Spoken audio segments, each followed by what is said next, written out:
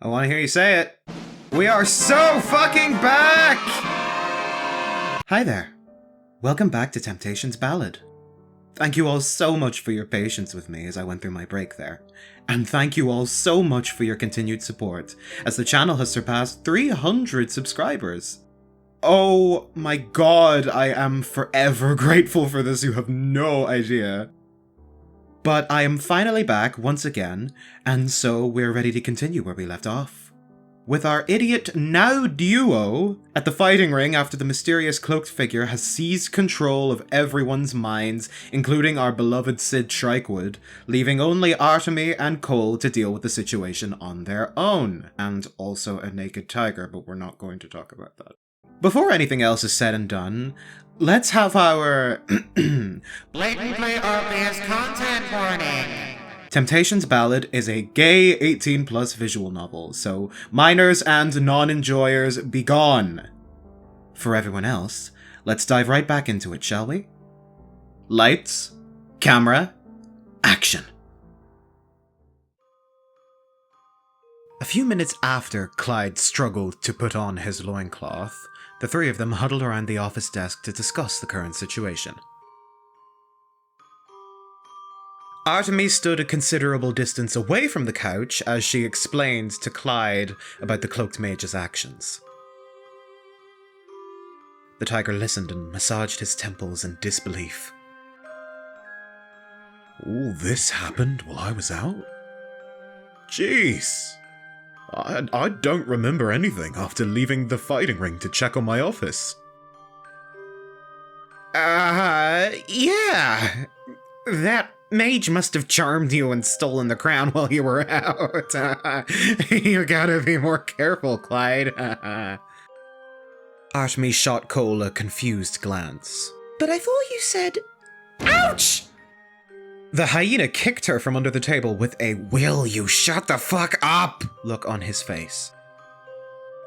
Artemi just looked even more confused. Meanwhile, Clyde was too busy musing in his own thoughts to notice their little exchange. I didn't think anyone had the guts to cause trouble in my fighting ring. This is one strong mage we're dealing with. Not to mention dangerous. Clyde scratched his chin thoughtfully. I'm afraid I won't be very useful in the fighting department, unfortunately. Huh? But you are the leader of a fighting ring, are you not? Yeah, but I'm more of a businessman and behind-the-scenes sort of guy. This whole fighter outfit is just for show. I actually used to be a blacksmith by trade until... Clyde glanced at Cole out of the corner of his eye and sighed.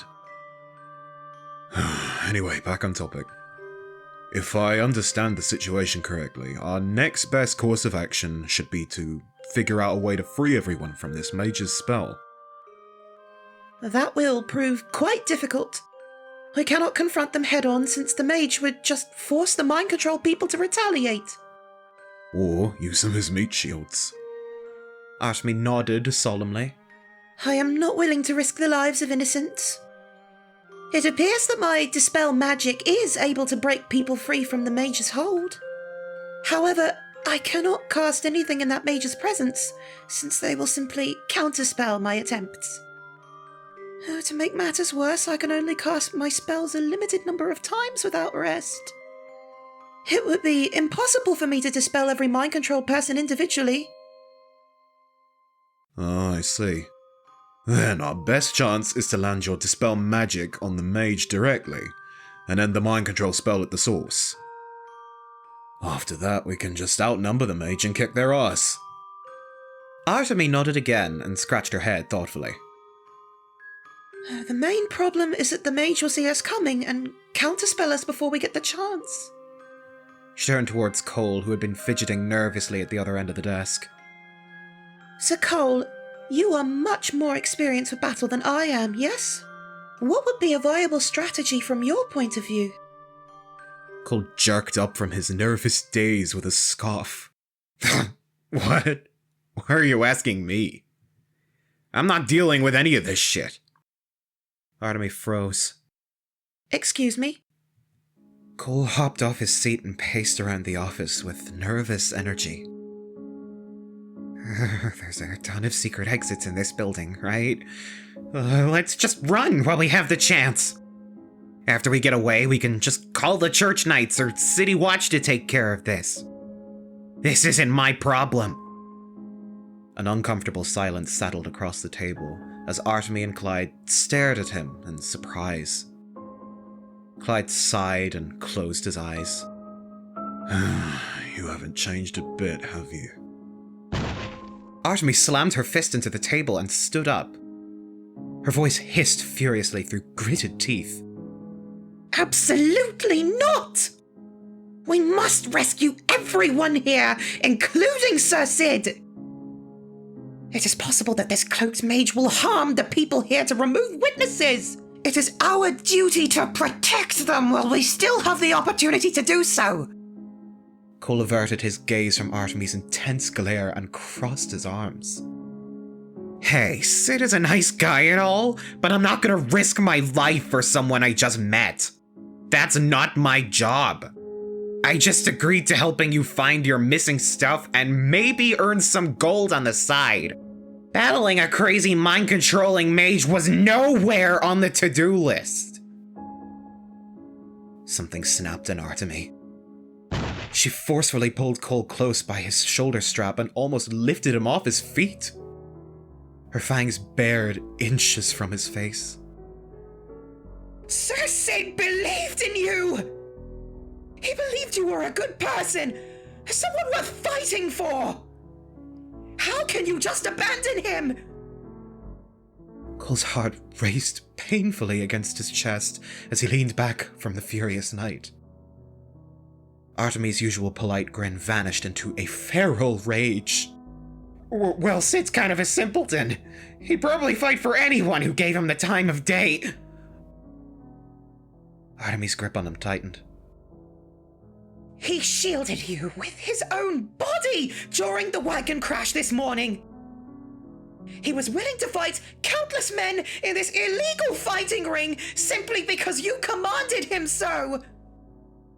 Did he truly misplace his trust on a shameless coward? Artemi spat the words like venom. Sir Sid has a loving mother waiting for him, a family that actually cares. What will you tell them when you leave their son to die? Is this who the son of Marrowbone Breaker truly is?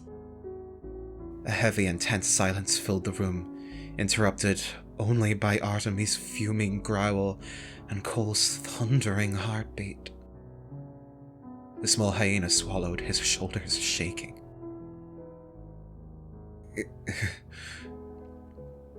Are you sure you weren't a coward helping you?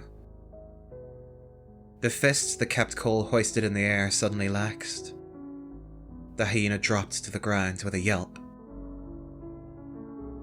Artemi let out a deep sigh as she stood over him.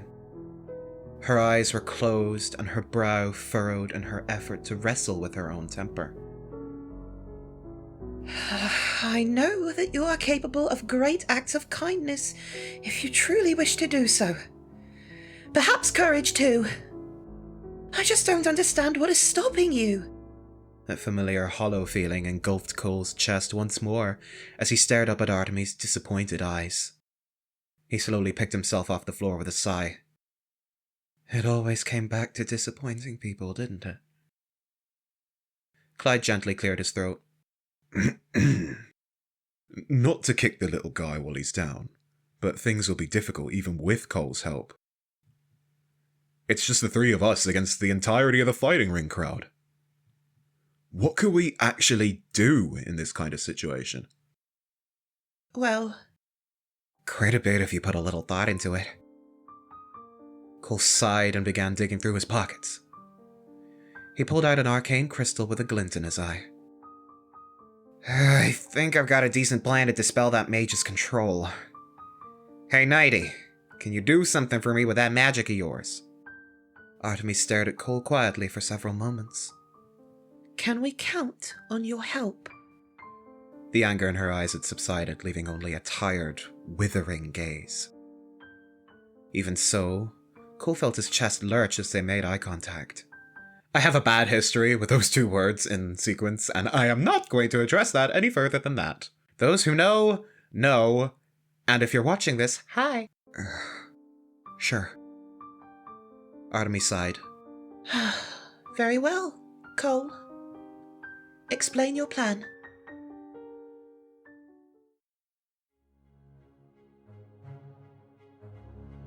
The hallway was still dark and candleless as the mind-controlled crowd returned from their search. Val, Sid, and a dozen people from the fighting ring closed the doors to the other rooms with a slam. We've searched all the rooms. Those two must have fled somewhere else in the building. Search the secret exits. Val's voice was slow and slurred as he spoke, the mage's mental grasp on him still holding strong. Others in the crowd were no better as they murmured in agreement and stumbled their way out of the hallway. Sid was about to follow them out when a low whisper suddenly flickered through his ear. He whipped his head around, scanning the now empty hallway. Hello? Over here. Sid frowned and approached an empty section of the brick wall where the whisper seemed to originate. Is someone there? Strange. Did he truly hear someone speaking, or were his senses messing with him? Perhaps he should report this to the mage. It's your conscience. Ooh. Come closer to the wall and I shall, show you the truth behind your recent gay thought. Huh? I wasn't thinking anything like that. A door suddenly appeared out of thin air and slammed open, smacking Sid in the face. He yelped and fell backwards while clutching his nose. Immediately, Clyde and Artemi leapt out to gag him and drag him into the room behind them. Sid tried to yell and thrashed about wildly. Sir Sid, control yourself! Her words fell on deaf ears as Sid launched a kick straight into Clyde's stomach, sending him wheezing on the floor. The tiger clutched his abdomen with a groan. Oh, this guy's stronger than he looks. No wonder why everyone lost against him today. Artemi grabbed Sid's arm and twisted it behind his back before pinning him to the floor with a thud. I'm sorry, Sir Sid. Try to resist the mage's control just a little longer. Sid's eyes flashed red and he continued to writhe madly on the floor under her grip. We might not be able to hold him for long. Cole, are you ready yet? Behind them, Cole patted his pockets hastily. Yep, looks like I got everything I need. Alright, you two, hang tight for a bit. It's time for me to make my move. Cole dashed past the three, wrestling on the floor with a wink. If you hear me scream, come to the main room immediately. I'd prefer to stay not dead. Clyde groaned as he struggled to pin a struggling Sid's legs down. Just hurry up!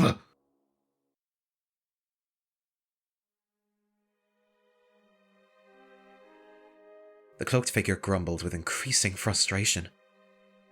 The crowds of mind-controlled people slowly returned to the fighting ring, each of them empty-handed. The mage gritted their teeth anxiously as they gripped the one ruby they managed to snatch from Val earlier. Damn these stupid peasants. I need those accursed rubies. Oh, it's bad enough that the Black Market Tiger already lost the other two. Suddenly, a tall figure with red eyes leapt into the room with a triumphant grin. A mind-controlled Sid raced across the room with his hand outstretched. Master, I found the ruby you seek. Sid reached into his pocket and pulled out a bright red gem, as dark and glistening as blood. The cloaked figure rushed forward and greedily snatched it from his hands. Good. It seems you lot aren't completely useless after all. As the cloaked figure examines the ruby closely, the gem's shape suddenly shimmered like wisps of heat on a hot summer day. The illusion on the ruby abruptly melted away and revealed a fully charged arcane crystal, shuddering in their hand instead. What? What is the meaning of this? The charged arcane crystal glowed brighter and suddenly exploded with Artemi's dispel magic in a white-hot flash. The mage was knocked backwards in the blast with a surprised shout.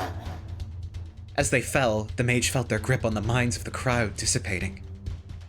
Everyone in the room suddenly hunched over, clutching their heads and groaning as though they were suffering a painful hangover. The sinister red glow from their eyes slowly vanished as the crowd regained their senses. The mage picked themselves off the floor in a panicked scramble. How in the world? I can't believe you fell for such a cheap trick. Impossible. Those red eyes. You should still be under my control. The tall badger's body suddenly glowed softly before fading away in a faint white mist. The fog dissipated to reveal Cole standing over the mage with a smug grin. Disguise self is a pretty nifty spell, huh? No! Uh-oh. Cole yelped as the cloaked figure leapt and tackled him to the floor. The two of them writhed and struggled on the ground as the figure attempted to wrestle the remaining ruby out of Cole's pocket. Cole did his best to kick the mage off of him, but his scrawny legs did little to deter them. Hey! You should at least buy me dinner before sticking your hands in my pants! Enough of this nonsense. Give me the goddamn ruby! Artemi, Clyde, and a freshly reawakened Sid rushed into the room. Cole! Boss! Are you alright? On the edge of the ring, Val picked himself off the ground with dazed eyes. The rest of the crowd were also slowly regaining their wits. Each of them had turned towards the cloaked mage fighting Cole on the floor with pure indignation and fury in their eyes. The cloaked figure looked up from fighting Cole on the stone floor to see a wall of angry people approaching them, cracking their knuckles and baring their teeth. Hey! Let my boss go! Your time is up, little mage. Our fighting ring doesn't take kindly to troublemakers. I'm making you pay for all the damages to my ring, you hear? A sharp crackle ignited the air along with the acrid smell of lightning.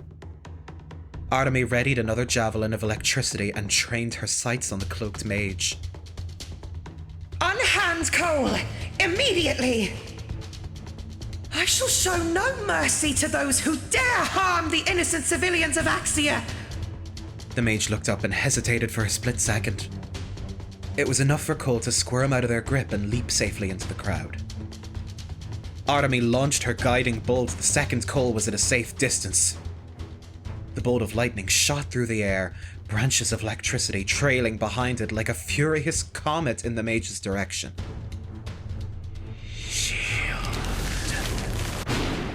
An arcane wall solidified in the air in a flash. Artemi's javelin instantly dispersed into sparks of light the moment it made contact with the shield, leaving the mage behind it untouched. The cloaked figure hissed with increasing frustration at the crowd surrounding them. You fools are interfering with matters you cannot dream of comprehending.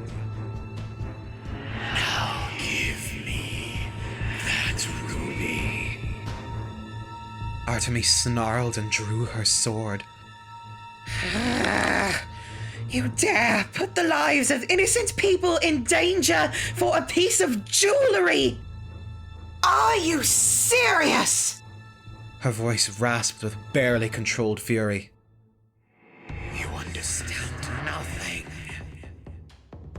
The cloaked figure raised their hands, sinister magic weaving between their fingertips.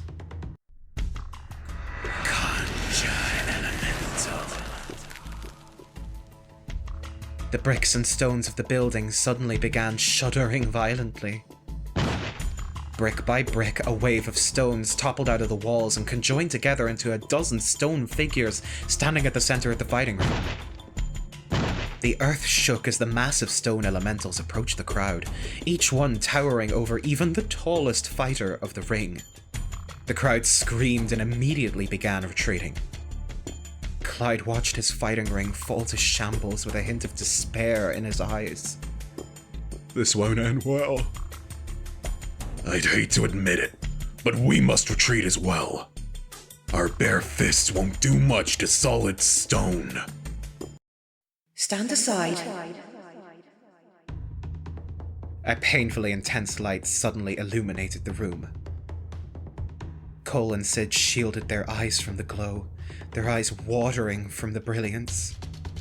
It felt like staring directly into the sun. Artemi had her sword drawn. Radiant light roared across her blade like wrathful lightning. The celestial golden glow flickered as she took a step forward, streaks of lightning leaping from her sword. As these are simply stone conjurations, I see no reason to hold back. They will crumble before laying a single strike on an innocent life. Holy! It's so bright in here! I can't see shit! I didn't know you were this strong! As Cole hid behind Sid, he made a mental note to avoid pissing off Artemi in the future. She didn't appear to have heard them, her focus solely on her foe. The Creator's Chosen glared at the awestruck mage standing across the room with a snarl. I am giving you one last chance to surrender, mage! The cloaked figure just watched her with utter fascination. Such brilliant celestial light. You truly are a marvelous vessel. He has done a rather magnificent job with you, hasn't he? Artemi faltered for a split second. What are you talking about? The mage flicked their wrist. The dozens of hulking stone elementals suddenly charged the crowd. Artemi snarled and swung her blade. Divine smite.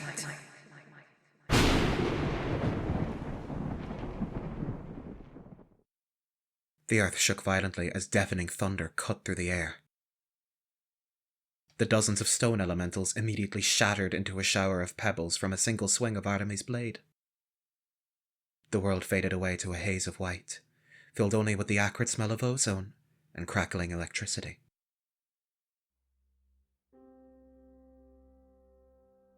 The entrance wall of the fighting ring collapsed into a pile of rubble. Parts of the building were falling down in a rain of debris and dust. The crowd from the ring all ran outside, screaming in terror as they shielded their heads. Cole felt Sid's strong arms around his waist as the large badger held him protectively against his chest and carried him out of the ruined building. His ears were still ringing from the celestial blast.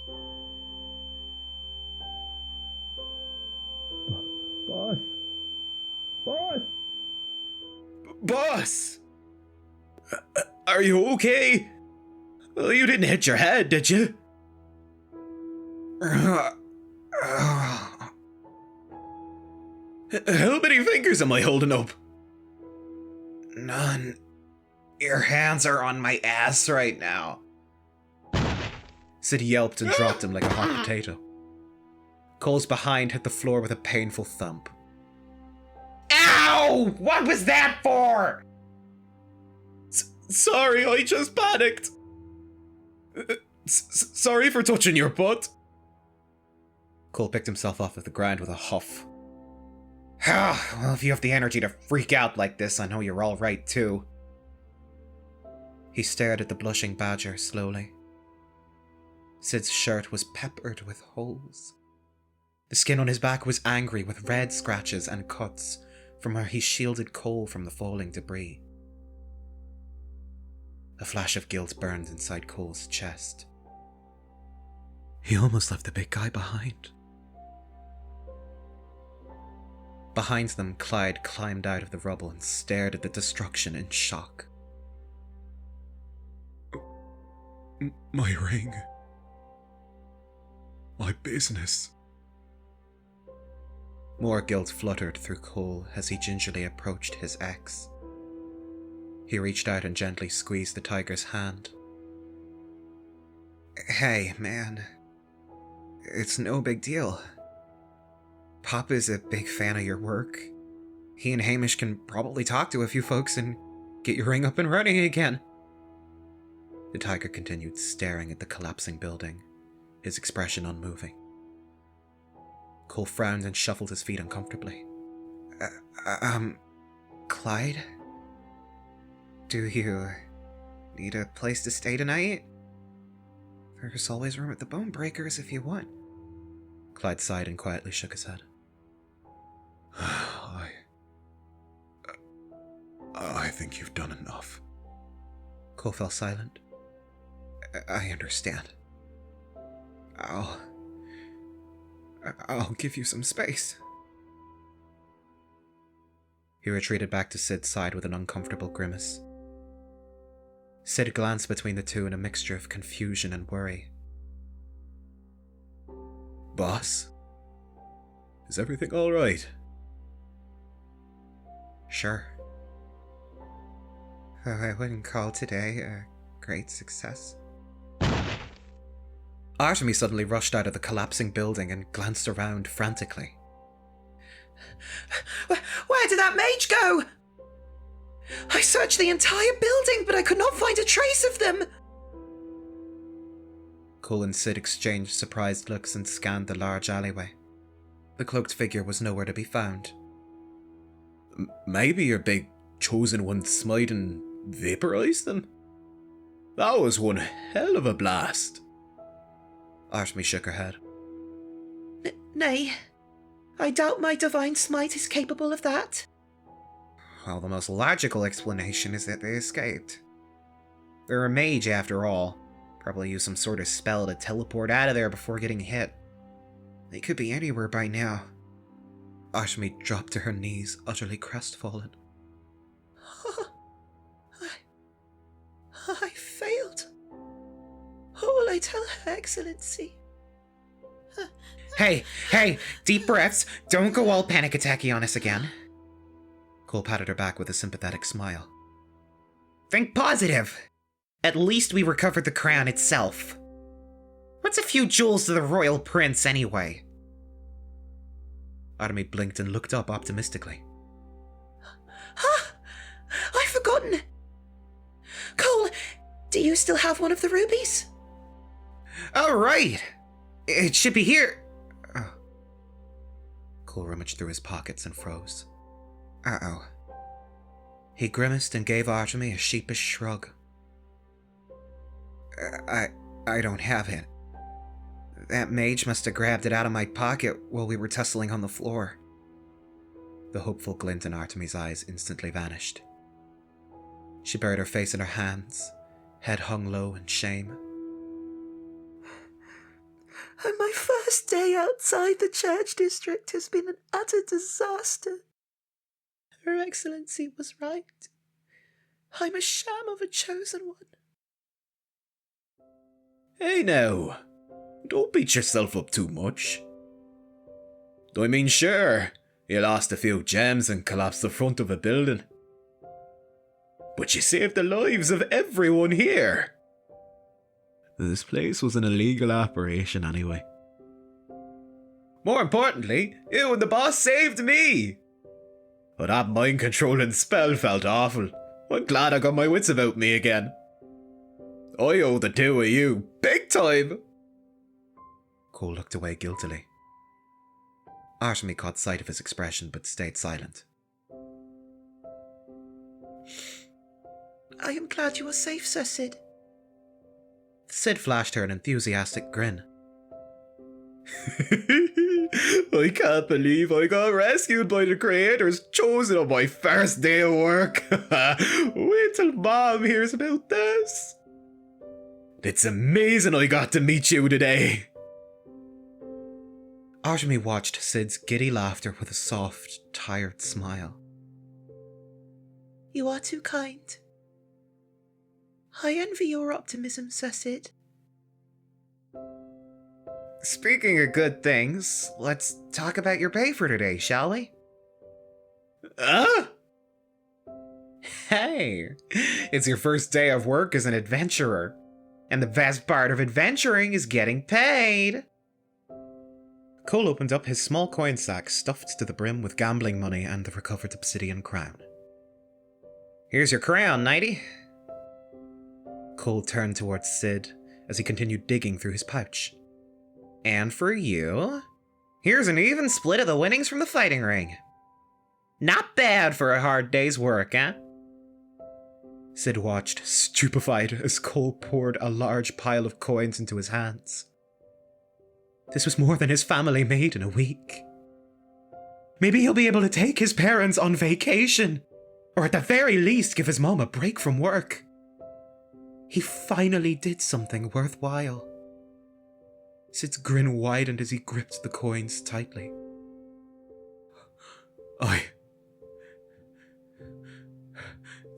Did I do a good job today? Of course. Couldn't have done it without you, buddy. Really? You're not gonna let me go in a week like all my other bosses, will you? Cole blinked in surprise. What? Why would I do that? You've been a great lackey. I don't tend to let go a good man. Keep up the good work and you'll become a great adventurer like Papa in no time. Sid felt his chest hurt from the sheer joy flooding his heart from his boss's words.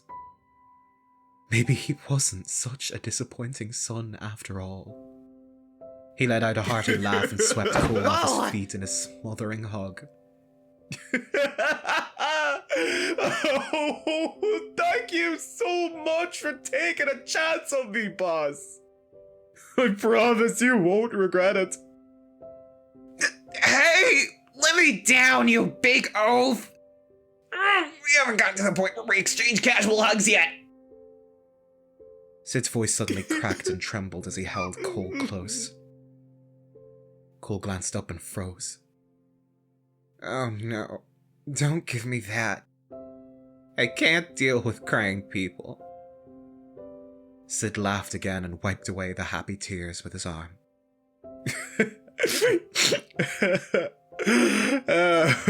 Sorry for getting all sappy. It's just that I've been failing for so long in my life. You're the first person who's wanted me to stay. Sid's warm hug around him tightened. Cole felt cold as the badger's joyous sniffling laughter reverberated through his chest. He tried his best to ignore the guilt pooling in the pit of his stomach and flashed Sid a half-hearted smile. Well, that concludes your first day of work. Meet me at the Bonebreakers Guild building tomorrow and we'll get you set up with some proper adventuring gear. Go home and get some rest, big guy. Sid finally let go of their hug and nodded excitedly. Will do. Thank you again, boss.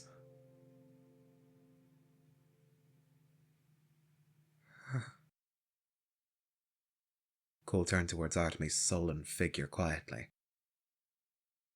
Oh, and you get a share of our winnings today too, of course. For me?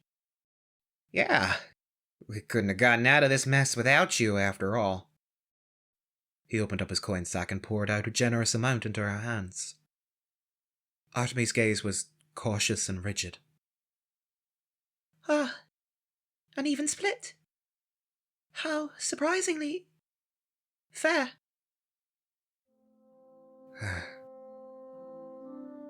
Hey, listen. Thanks. Artemi looked down at the small hyena with a hint of confusion. If I may ask, thanks for what? Cole crossed his arms and avoided her gaze with an uncomfortable frown. You know, for stopping me. Artemi blinked in surprise. She regarded him with quiet curiosity. You are a truly perplexing man, Collody Bonebreaker. I simply do not understand you. Cole snapped up with a glare. What's there to understand? Not everyone gets to be a shining example of perfection, oh chosen one. Some of us are born a little disappointing. Artemi returned his glare with a stern frown of her own. I understand that feeling completely. But disappointing or not, we are still capable of making the right choices. Cole rolled his eyes and stuffed his coin sack roughly into his pockets. Oh, would you have chosen to come out today if you knew that you'd fail so horribly? Artemi's shoulders stiffened. She stared down at the obsidian crown in her hands. Her grim face stared back in the reflections of the empty gem sockets. Sometimes it's best to stay in your lane when you know your own limits. Disappointment is all you'll find in the end. Cole sighed and dusted himself off. Anyway, it's getting dark. It's probably best if we headed home. He turned and waved his hand in farewell. I'll be seeing you around, chosen one.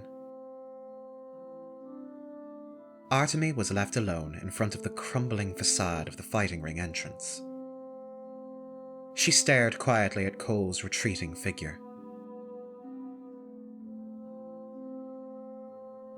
I think you're wrong, Cole.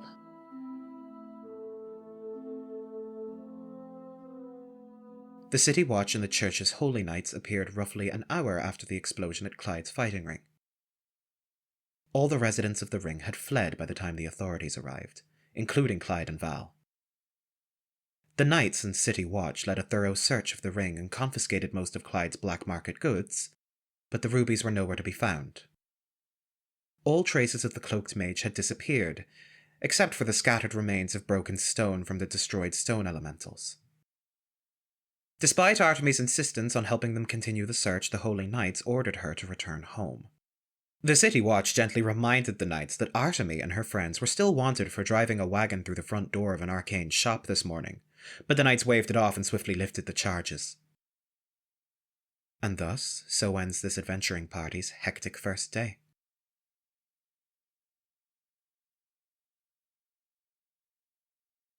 Market District, Sparrow's Inn and Tavern.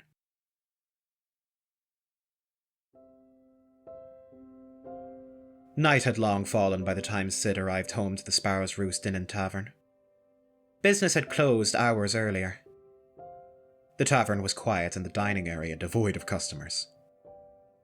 As Sid climbed the stairs towards his family's living quarters, he could hear his parents' usual squabbling echo through the narrow wooden hallway.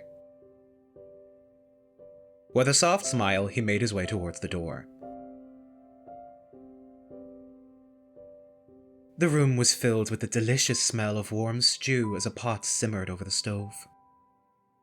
Rennet Shrikewood doused the flames and carried the pot to the dinner table as his wife, Ilya Shrikewood, paced worriedly across the room. "No, honey, I'm sure our boy is doing fine. There's no need to fret." Ilya wrung her hands against her apron with great anxiety as she stared at the door. Oh, it's so late. Why hasn't Sid come home yet? Oh, I knew we shouldn't have let him run off in that adventuring party business. Who knows what kind of trouble he's gotten himself into? Rennet chuckled and pulled a serving of cheesy garlic bread out of the oven. The sweet, mouth-watering scent made his stomach rumble with impatience. "Just watch. Sid's gonna walk through that door any minute now. He always shows up when dinner's ready." Oh, but you should have seen him this morning. He was doing that thing again with the broom. Plenty of boys sword fight with broomsticks. Let the poor guy have a little fun. Though we should probably have a talk with him about that frog friend of his. Ilya grabbed a broom from the closet and brandished it in the air, mimicking her son's movements from this morning. Oh, well, I suppose swinging this thing around is somewhat fun. And though play fighting with a broom won't help him much in a real fight. Oh, I just hope that Sid remembers to stay safe. Maybe I should have given him the broom before he left. At least then he wouldn't be unarmed. Rennet nodded wisely as he finished setting up the dinner table. Ah yes, the broomstick. Truly the deadliest weapon of an adventurer's arsenal. Despite her worry, Ilya let out a small laugh and waved the broom in her husband's direction. Oh, the way Sid swung this thing around would be plenty deadly. Oops. Ilya lost her grip on the broom as she tripped forward. The broomstick sailed across the air in a graceful arc right as the living room door swung open. Mom! Dad! I'm home! Sid stepped into the room and was immediately smacked across the face by the flying broomstick. Oh my goodness, Sid! Oh, I'm so glad you've made it home. Sid barely had a moment to recover before his parents flocked over him like doting mother hens. Son, how did your first day adventuring go? Ilya fussed over his ruffled clothes and crooked glasses while wearing her perpetually worried expression. Oh, did you get anything to eat today, dear? Why are you covered in scratches? You didn't get into any fights, did you? Sid chuckled and batted away her fussy hands. Hey! Slow down, Mom! Give me a chance to breathe. Ilya crossed her arms with a huff. I was worried sick all day. You could have at least dropped by and told us where you were. As Ilya retreated to the dining table, Sid couldn't help but notice his mother limping slightly and wincing whenever she bent her spine too much. His chest lurched with worry. His father beckoned Sid to a seat with a grin and began serving out stew. Eat up. You're probably starving after working all day. How did things go? Oh, you gotta tell us all about it. Sid puffed out his chest proudly. I'll have you know that the day went fantastically. He dug out his coin sack and presented his day's earnings to his parents with a grin. I'm finally a member of a proper adventuring party. And don't worry, I kept my promise and made some friends to team up with. Ilya and Rennet's eyebrows rose with surprise. The two of them exchanged glances and nodded supportively. Oh, my boy finally made some friends.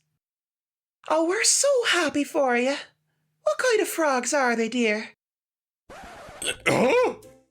Sid's jaws dropped for a moment before spluttering indignantly. No, they're both real people! Ilya and Rennet froze with surprise before instantly erupting in overjoyed shouts. Oh, that's excellent news, son! Good for you! Oh, thank goodness, real people! I'm so glad! Oh, how are your new friends? Are they nice? Surely you should invite them over sometime. We'd love to meet them. You'll never believe who I ran into today. Sid spent the rest of the night recounting his adventures to his excited and thrilled parents. Ilya hung on to every word, completely enraptured as he told his story. Rennet kept patting Sid on the shoulder with joyous laughter as he spoke. The stew was delicious as usual, but tonight it tastes exceptionally great. Sid's chest felt alight with pride and satisfaction, for the first time in as long as he could remember.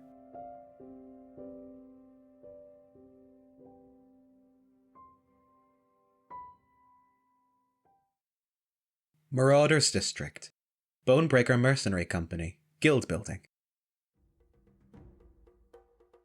Papa, I'm home! As soon as Cole opens the door to the Bonebreaker Mercenary Guild, he was hit by uproarious laughter and drunken hollering. His father was drunkenly singing tavern songs with dozens of other mercenaries, his voice droning with a tipsy pitch. Meanwhile, Hamish was trying to do paperwork at the bar, but was continuously interrupted by Marrow stealing kisses from him every few minutes. Hamish grumbled and pretended to be annoyed as he buried his face in his papers. Cole smiled and gently closed the door behind him. As soon as Marrow caught sight of him, he slammed his tankard of ale loudly onto the table with a jolly laugh. Well, looky here! My darling boy has returned! Now goes your first day back on the job. Marrow's jovial voice boomed through the building with a deep rumble. Several other mercenaries turned their heads and waved to Cole as he approached his father's table. Cole puffed out his chest and stood a little straighter. Do I ever disappoint? He tossed his coin sack onto the bar with a loud thump. Not only did I complete a mission and bring home some loot, but I formed my own little adventuring guild with 2 fresh recruits. Well, one of those recruits might not be coming back, but still. In just our first day, we kicked ass, broke out of jail, defeated Val, the best fighter at your favorite fighting ring. Oh, you should have seen us, Papa! Marrow was absolutely beaming as he gave Cole a rough slap on the back. That's my boy! Oh, my pride and joy, I knew you had it in you for greatness. Oh, one of these days you'll grow into an even better man than your old papa here. Beat Val in his own little ring, eh? Oh, you'll become a fine mercenary yet. Marrow slung an arm around Cole's shoulders and pulled him close with a sly smirk. Now tell me, during your great big brawls today, did you fight fair? Cole smirked back knowingly. Of course not. We bone breakers fight to win! The room instantly burst with roars of drunken laughter and hollers of agreement. Atta boy! Oh, you do your old man proud. Cole's stomach felt fluttery as he drank in all the praise. Every one of Papa's words felt like a warm embrace in his heart. From his seat next to Marrow, Hamish puts down his pen and cleared his throat loudly. How experienced are your new recruits? You should bring them over to the tavern. It's a guild building! Hamish rolled his eyes with a soft smile. Guild tavern. Your father and I would love to meet your new friends sometime. Cole crossed his arms and shot him a dirty look. Nobody asked you, Hamish. The older hyena visibly stiffened and looked away. Marrow let out another jolly laugh and ruffled Cole's hair. What? You scared we'd take your new lackeys from you? Worry not, boy. Hammy is right. You should bring them over. I want to personally see what they made of. If they suck, I'll give them the good old Bonebreaker training regimen and whip them into shape. Nothing but the best for my darling son. Actually, I was gonna ask you about this, Papa. Are you free at all tomorrow? One of my boys doesn't have any experience with a weapon. Do you think you can fit him with some equipment and give him a little training tomorrow? Oh, consider it done. I look forward to seeing what your men are made of. Papa's enthusiasm was truly infectious. Cole couldn't help but smile at the sight of his father, brimming with pride as he showed off his son's success to all of the men of the Mercenary Guild. His approval filled Cole's chest with a warm sense of belonging. Oh, by the way, Papa, there's something I want to show you. Can I, speak to you privately for a moment? Marrow downed another goblet of ale and wiped his face with a smile. Ah, of course. I always have time to spare for you. The drunken hollers of the mercenary men dimmed to muffled background noise as Cole led his father towards a quiet corner of the building. Marrow's steps wobbled with a hint of tipsiness, his face still plastered a jolly smile. Well, son, what'd you want to show me? Cole turned to face his father and took a deep, nervous breath.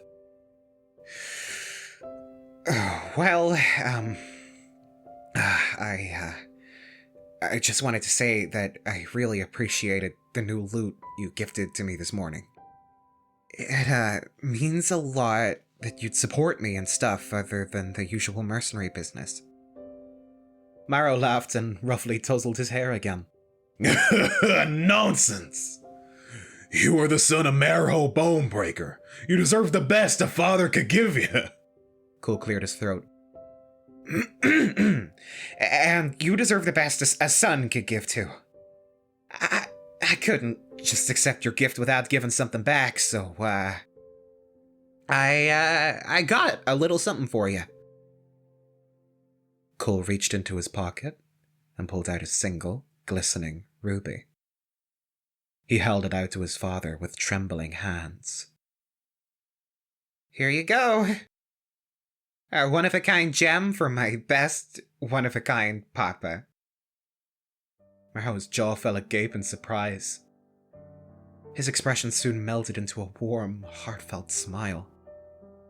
He kneeled down until he was at eye level with Cole and brushed his hands against the ruby in Cole's palms. This is beautiful. You got this for me? Cole nodded earnestly. Of course. Nothing but the best for my papa. Maro barked out a hearty laugh and he pulled Cole close in for a tight hug. I assume this is the spoils of your first adventure and party efforts, isn't it? If so, you should keep it. What? You mean you don't want it? Maro shook his head with a smile. Nay, I already have the greatest gift a father could ask for. A happy and loving son. Cole bit his lip and stared down at the ruby in his hands quietly. You mean it, right? You're not just saying that because you're trying to be nice and supportive, are you? I speak only the truth. No treasure in the world could compare to the sheer joy I feel right now. I love you so much, my darling son. Cole's chest fluttered with warmth again as he gazed up at his father's warm, prideful eyes. Thanks, Papa. I love you too.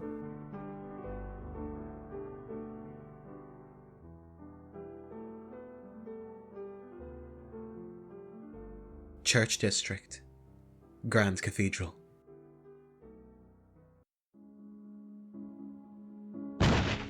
You what? Bishop Katrina's shrill voice echoed through the Grand Cathedral's white halls sharply. Artemi winced and continued to hang her head low in shame, unable to meet her mother's eyes. Arrested on your first day? Participating in an underground fighting ring? And worst yet, disobeying my order and then failing so utterly at the world's simplest mission. You are an utter disgrace to this church. Had I been a less patient and gentle bishop, you would have been thrown out to the streets the moment you returned home. Artemi's shoulders shook as she squeezed her eyes shut. Deep breaths. Deep breaths. Mother, or rather, Bishop Katrina, continued to pace and fume across the cathedral with absolute fury. That crown was part of the royal family's collections. It belonged to the late king and was meant to be passed down to his son after his death.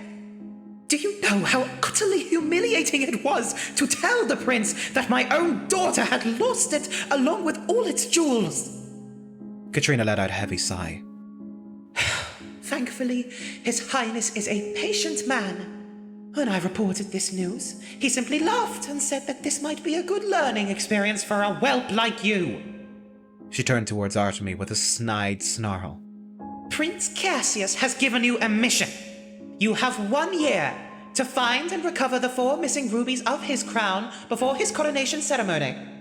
You will do well to mend your disgrace to this church. Artemi stood up straight and saluted stiffly. She blinked and did her best to ignore the tears that were welling up in her eyes. Thank you for this chance, Your Excellency. I will do my utmost to right my mistakes. Oh, you'll need to do better than your utmost, young lady. I don't believe you understand the gravity of your situation. Katrina crossed her arms and glared in disgust. Should you fail in your remission, the church will strip you of your title as the Creator's chosen. The air grew cold. Artemi felt all of the air rush out of her lungs as a wave of panic and terror washed over her. What? What will I do without my duty as the Creator's chosen one? Your Excellency, I beg of you to reconsider. You can't possibly... An amused, predatory sneer spread across Bishop Katrina's face. It vaguely reminded Artemi of stray cats cheerfully playing with their food before consuming them. Oh, but I can. You are not officially acknowledged as the Creator's chosen until you are able to pull the Creator's holy blade from its resting place. Your current position and status hold little weight officially. Her sneer dissolved into a cruel chuckle. And you cannot even attempt the ceremony to retrieve the holy blade without the Church's express permission. Seeing as I am the Grand Bishop of the Church, I hold the right to strip you of your title and purpose. Katrina's sharp gaze bore through Artemi like nails. The Church will have its worthy chosen, one way or another. If you do not meet the mark, the Church will find someone else. I assume you understand what that entails? Artemi's heart pounded rapidly against her chest. Terror and dread gripped her mind as her breathing deteriorated into ragged hyperventilating. What would she possibly do without her duty? She had trained her entire life for this purpose. The thought of losing it all was a level of despair Artemi could scarcely comprehend. Her vision blurred as the room began to spin, as her lungs screamed for air. A soft buzz suddenly echoed through the empty cathedral hall. Who might this be? Katrina sighed and fumbled about her robes and pulled out a small arcane crystal. With a tap, the crystal glowed with a soft golden hue. A familiar voice buzzed through the stone with a booming laugh. Hello? Can anyone hear me? At the sound of Knight Commander Grank's warm voice, Artemi snapped her head up. Air rushed through her lungs, and her breathing suddenly felt easier. She trembled and attempted to hold back her tears. Yes, Knight Commander. This is Bishop Katrina speaking. I am afraid I am an old bear. All these newfangled arcane crystals and speaking stones are an absolute hassle to figure out. It appears our beloved bishop has trouble with them as well, since I just overheard your entire conversation. Katrina's eyes widened in surprise and her expression scrunched into a disgusted scowl. Artemi, I hope you are doing well. What a day, eh? I would be there with you right now, but I'm afraid I'm busy haggling with the city watch at the moment. Sure enough, arguing voices could be heard in the background of the call. This aggravating fella keeps screaming about how we shouldn't drop charges on a wanted exhibitionist hyena. Oh, I can't repeat the rest of this indecency. Grank laughed and cleared his throat. Anyway, back to business. Dear Bishop Katrina, I must ask you to kindly cease all this useless threatening to our Artemi. Sowing seeds of fear into her will not help the situation. Katrina let out a harsh hiss as she gripped the speaking stone tightly. She disobeyed orders. She made a fool of herself and the Church. Misdemeanors must be disciplined. Grank's booming voice continued speaking as though he didn't hear a single word she just said. And you absolutely will not withhold Artemi's title from her. This is an order. His tone suddenly dipped into a low, dangerous rumble. History will not condemn the Creator's chosen for losing a lousy piece of jewelry. Young Artemi, while you have a long task ahead of you, do not be discouraged by this small shortcoming. You are dismissed. Go and get some rest and worry about recovering these rubies tomorrow, when you're no longer exhausted from today's ordeals. Despite the fact that Grank could not see her, Artemi bowed her head deeply. Thank you, Knight Commander.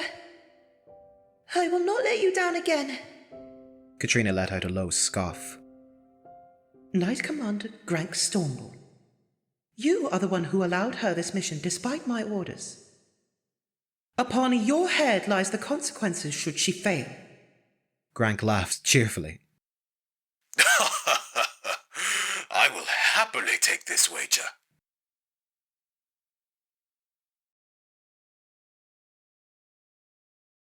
Artemi felt utterly exhausted in both body and spirit when she returned to her small room. Her eyes could barely stay open, all the strength drained from her limbs. She collapsed onto her lumpy bed with a deep sigh. Some people are born a little disappointing. Cole's previous words rang through her head as she squeezed her eyes shut. That couldn't be true, could it? But Artemi sighed again. After all the mishaps from today alone, she couldn't help but think there was a little truth to his words. She rolled over on her uncomfortably lumpy mattress and was abruptly met with the sound of crunching paper. Huh? She fumbled her hands across the mattress and retrieved a small piece of paper. A letter? Her heart skipped a beat as she instantly recognized Knight Commander Grank's messy handwriting. She quickly unfolded the paper with a small smile on her face in spite of her dreary mood. Hello, my dear pupil. I apologize for being unable to meet you in person after your first mission outside the church district, as I am busy organizing recovery teams for the royal family and sorting out this illegal fighting ring business. You deserve better than a dusty old letter with my atrocious handwriting scribbled across it. Warmth fluttered across her chest, and she let out a soft laugh. Oh, Knight Commander. I know you must be in a horrible state after the verbal beating your mother no doubt gave you. Do not listen to a single word of hers. You must be feeling terrible, but know that these feelings will pass. Failure is a part of life, and everything is a learning process. Though failure is a ruthless teacher, take this as an opportunity to improve. You will only grow better from here on. And look on the bright side. You finally experienced your first day outside the church district. Was it fun? Exciting? Surely it could not have been entirely bad. I wish to hear all about it once I've returned from my tasks.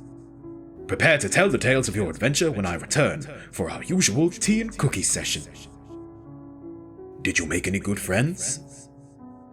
Artemi reached the end of Grank's letter, her smile fading. She folded it up and leaned her head back, staring quietly at the stone ceiling. I don't know. She closed her eyes and let the silence of her cold room wash over her.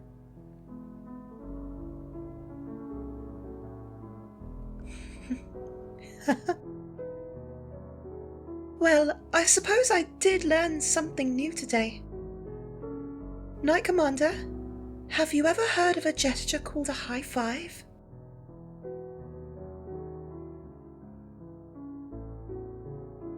Chapter 1. The Liar, the Commoner, and the Chosen One.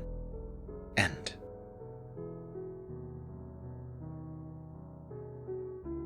Character glossary as of Chapter 1.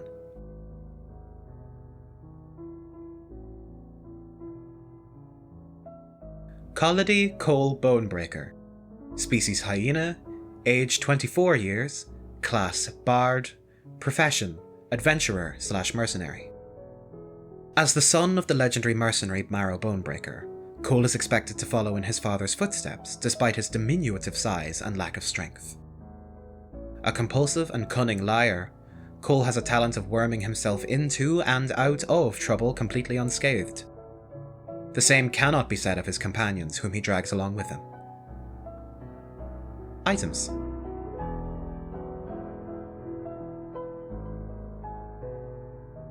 A finely crafted lute gifted to Cole by his father. This lute is built with the most durable hardwood that Axia can offer. Highly resistant to damage, it can be used to bash opponents unconscious while suffering little to no damage. Marrow says, if my boy's bard hobby doesn't work out, at least this lute will stay useful as a blunt instrument. A belt and loincloth scavenged together from the remains of a bag of holding. The interior is lined with pockets that can hold up to 115 pounds of goods and trinkets without weighing down the wearer. Cole usually fills it with snacks, lockpicks, and several decks of cards for cheating purposes. The loincloth also has the ability to hide the wearer's erection under all circumstances. Cole finds this feature particularly useful.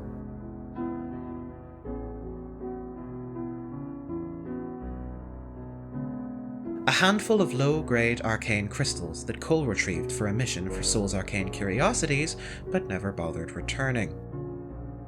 These crystals are capable of absorbing weak spells and releasing them at a later time. Cole decided to hold on to them to satisfy his own fascination with magic.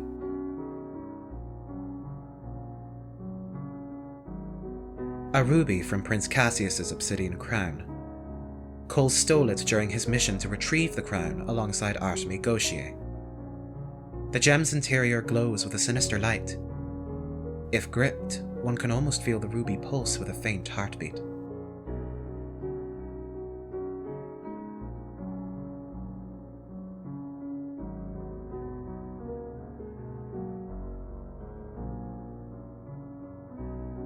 Sid Shrikewood.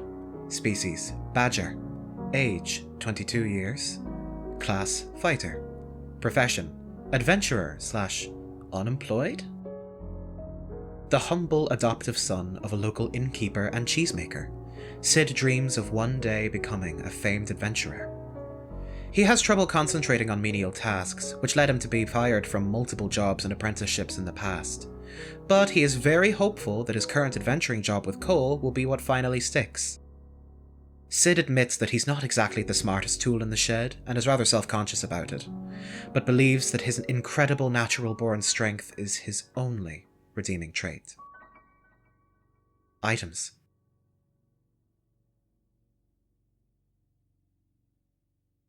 Most of the clothes he buys from the market district are several sizes too small for Sid.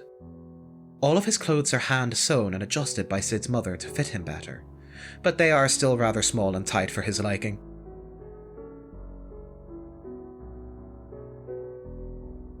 Sid suffers from severe nearsightedness. Without these glasses, he can barely perceive anything further than a few inches from his face. He takes great care of his spectacles since they are rather pricey, and he'd rather not worry his parents with replacing them.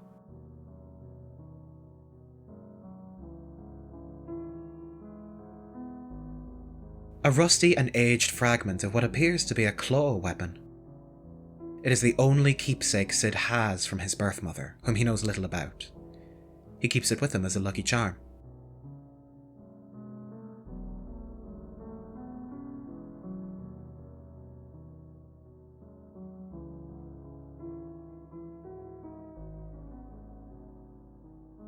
Artemi Joanna Gauchier. Species: Golden Retriever. Age: 20 years. Multiclass: Cleric and Paladin. Profession: Holy Knight of the Church. As the Creator's chosen one, Artemi is destined to protect the world from a terrible fate, like the many chosen before her. Despite this important role, Artemi has lived a sheltered life inside the Grand Cathedral and scarcely knows anything about the outside world, and thus feels utterly unprepared. Naive and optimistic, she is ever determined to improve herself and fulfill her duty, no matter what obstacles may stand in her way. Items. A standard sword and shield set from the Holy Knights of the Church. The quality is rather low for church equipment. Artemi has attuned to this set and can magically summon and dismiss them at any time or location.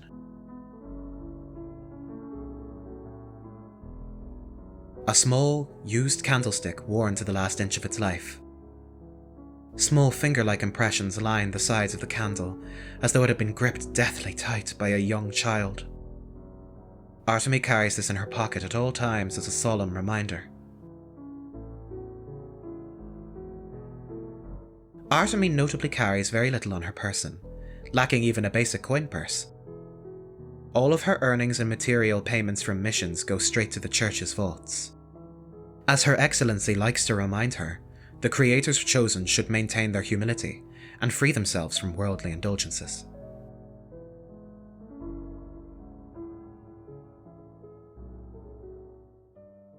And that's it. that's chapter 1 of Temptation's Ballad. I hope you all enjoyed this one, folks. I've decided to work on this a little longer in hopes of improving the quality as best I can.